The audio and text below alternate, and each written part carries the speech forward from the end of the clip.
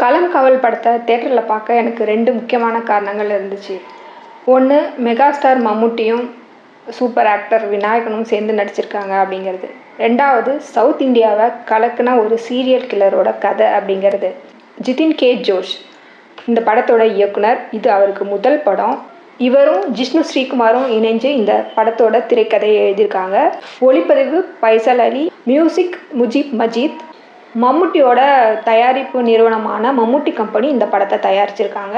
இந்த படத்தோட கதை அப்படின்னு பார்த்தா, திருமண வயசை தாண்டியும் திருமணமாகாத பெண்கள், விதவை பெண்கள், குடும்ப பிரச்சனையில் பிரிஞ்சு இருக்கிற பெண்கள், அது திருமணமான உறவிலையும் பிரச்சனையோடு வாழ்ந்துக்கிட்டு இருக்க பெண்கள், இவங்கெல்லாம் வீட்டை விட்டு ஓடி போகிறாங்க. இவங்க ஓடி போன தகவல் மட்டும்தான் அவங்க வீட்டில் இருக்கிறவங்களுக்கு தெரியுது. அவங்க எப்படி வாழ்கிறாங்க, எங்கே இருக்காங்க, உயிரோடு தான் இருக்காங்களா இல்லையா அப்படிங்கிற எந்த தகவலும் அவங்க வீட்டில் இருக்கவங்களுக்கு தெரியலை.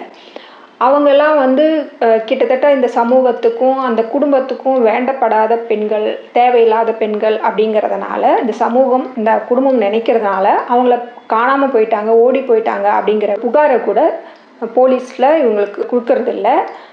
அதனால் இந்த நிகழ்வுகள் தொடர்ந்து நடந்துக்கிட்டே இருக்குது. வெவ்வேறு ஊர்களில், வெவ்வேறு நகரங்களில், வெவ்வேறு கிராமங்களில் இந்த மாதிரியான கைவிடப்பட்ட பெண்கள் காணாமல் போகிறது அப்படிங்கிறது தொடர்ந்து நடந்துக்கிட்டே இருக்குது. இப்படி இந்த பெண்கள் வேண்டப்படாத பெண்களாக இருக்கிறதுனால இந்த குற்றத்தை செஞ்சிட்ருக்க ஆண் தொடர்ந்து இந்த குற்றத்தை செஞ்சுக்கிட்டே இருக்கான். எந்தவித பயமும் இல்லாமல் இந்த குற்றங்களை தொடர்ந்து அந்த ஆண் செஞ்சுக்கிட்டே இருக்கான்.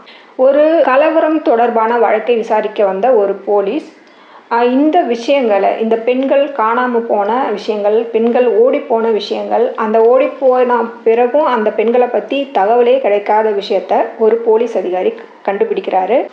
இந்த பெண்கள் எப்படி ஒரே மாதிரி காணாமல் போகிறாங்க, இதுக்கு பின்னாடி இருக்கிறது யார், எப்படி அவங்க ஒரு தகவலும் இல்லாமல் போனாங்க அப்படிங்கிற விஷயத்த கண்டுபிடிக்கிற ஒரு போலீஸ் அதிகாரியாக விநாயகன் நடிச்சிருக்காரு.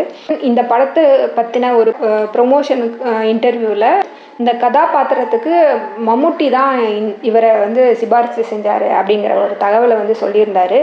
விநாயகன் நிறைய வித்தியாசமான கேரக்டர் பண்ணியிருக்காரு, நிறைய வில்லன் ரோல்கள் பண்ணியிருக்காரு, நெகட்டிவ் ரோல்ஸ் நிறையா பண்ணியிருக்கிறாரு, கேரக்டர் ரோல்ஸ் கூட நிறைய பண்ணியிருக்காரு. இந்த ரோல் ரொம்ப அடக்கி வாசிக்கிற மாதிரியான ஒரு ரோல், ஆனால் ரொம்ப ஸ்கோப் இருக்கிற ரோல்.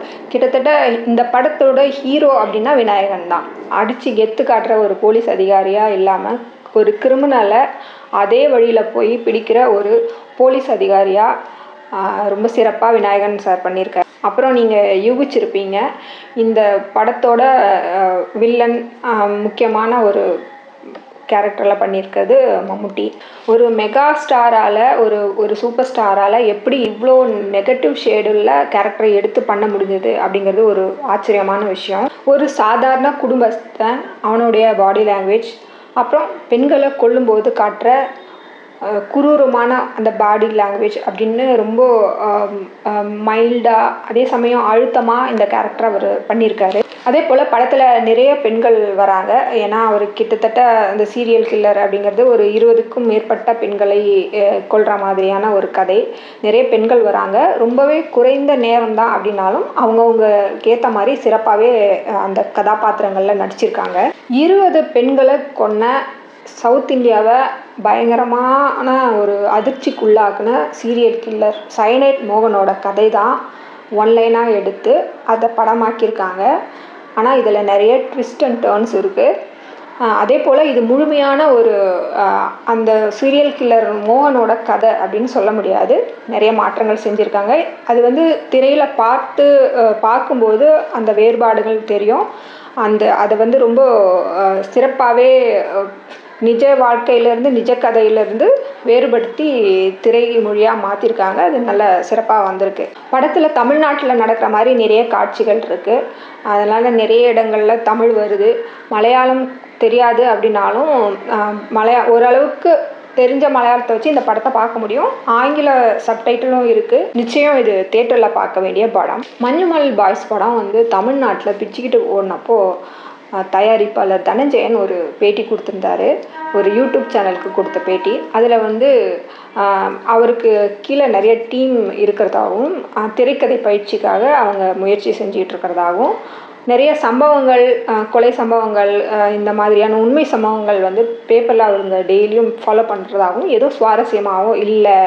அதனால் தமிழ்நாட்டில் அந்த மாதிரியான மஞ்சுமல் பாய்ஸ் மாதிரியான உண்மை சம்பவங்களை எழுப்பி வச்ச கதைகள் வந்து பண்ண முடியல அப்படிங்கிற மாதிரியான அவர் சொல்லியிருந்தார். இந்த சீரியல் கில்லர் சயனைட் மோகன் கதை வந்து கர்நாடகத்தில் நடந்தது. கிட்டத்தட்ட 2005, 2008 இந்த காலகட்டத்தில் நடந்த இந்த சம்பவங்கள். இந்த சம்பவங்களில் அடிப்படையாக வச்சு தான் இப்போது இந்த படத்தை வந்து எடுத்திருக்காங்க. களம் காவல் படத்தை வந்து அது திரைக்கதையாக்கி அதை வந்து எடுத்திருக்காங்க. எந்த கதையையும் திரைக்கதையாக்குற ஒரு யுக்தி தெரிஞ்சிருந்தா கதை பஞ்சம் பற்றியெல்லாம் நம்ம பயப்படவே தேவையில்லை அப்படிங்கிறதுக்கு மலையாள சினிமா இன்றைக்கி வரைக்கும் உதாரணம் ஆகிட்டுருக்கு. தமிழ் சினிமா மலையாள சினிமாவை பார்த்து முதன்மையாக கற்றுக்க வேண்டிய விஷயம் அதுதான். சரி, இந்த படத்தில் குறைகளே இல்லையா அப்படின்னு கேட்கலாம்.